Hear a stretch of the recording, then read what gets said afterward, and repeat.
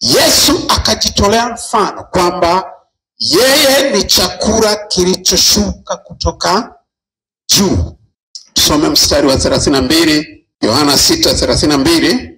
Biblia inasema, Yesu akawaambia, amini amini nawaambieni, si Musa aliyewapa chakula kile cha mbinguni, bali Baba yangu anawapa ninyi chakula cha kweli kitokacho mbinguni.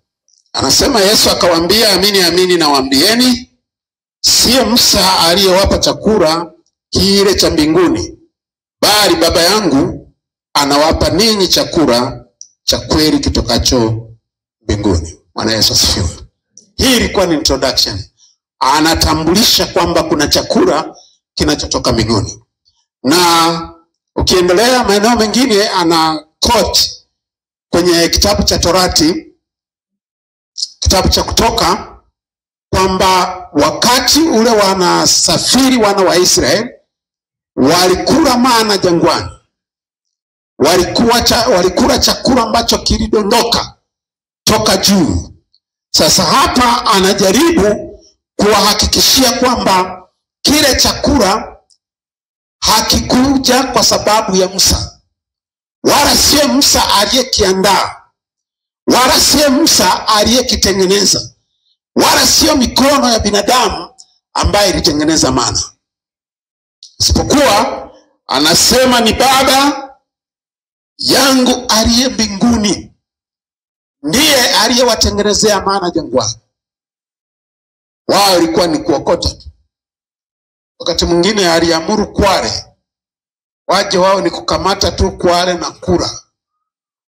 Kile aliwaambia wale bila kusaza, hakuna kula tena kesho. Kwa siku hiyo wanakula siku hiyo.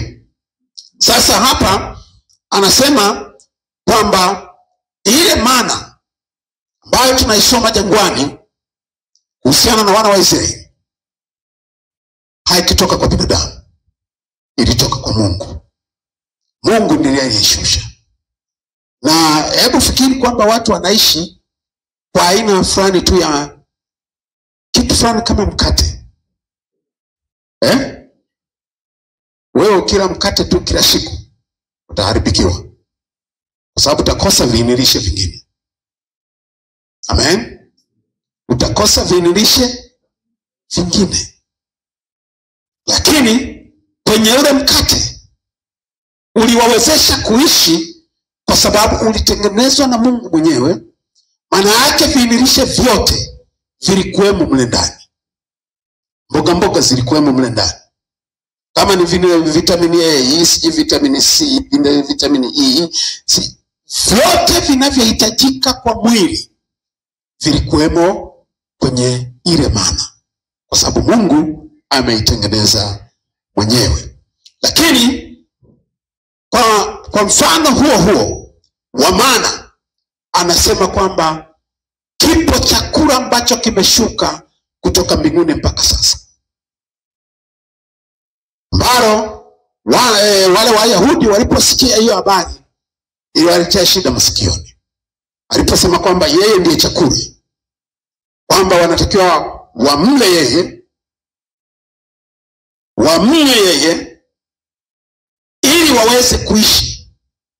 Kwa sababu swala ilikuwa ili waweze kuishi milele lazima wamle yeye, lazima wamnywe yeye. Ikaleta utata. Akasema huyu kijana sio mtoto wa Yusufu, yule tunayemfahamu, yule fundi seremala tu. Baba yake ni fundi seremala, na huyu naye tulikuwa tunamuona pale anamsaidia baba yake.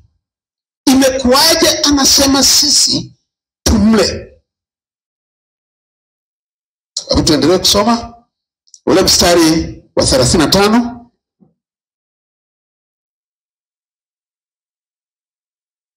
Anasema, Yesu akawaambia, mimi ndimi chakula cha uzima. Yeye ajaye kwangu hataona njaa kabisa, naye aniaminie hataona kiu kamwe. Soma 35, urudie tena. Nitarudia. Yesu akawaambia, mimi ndimi chakula cha uzima. Yeye ajaye kwangu